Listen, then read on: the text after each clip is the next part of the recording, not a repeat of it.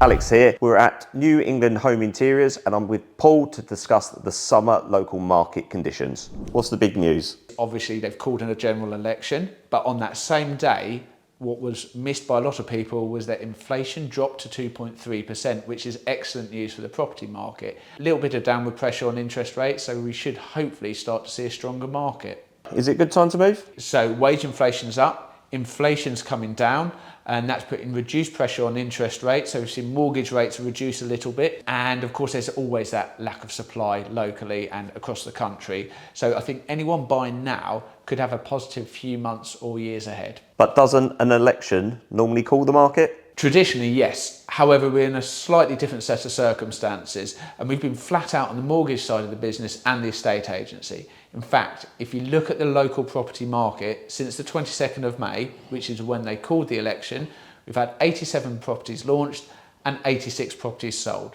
That's a market in equilibrium between demand and supply, and that usually indicates that we're going to see price rises. If you look at that same period as last year, there's 86 properties launched, but only 69 sold. To everyone watching, what would your advice be? Speak to your estate agent if you have a relationship with one, or your mortgage advisor to get an understanding of what's really happening on the market. If you're thinking of moving in the next year, now would be an opportune time to do so.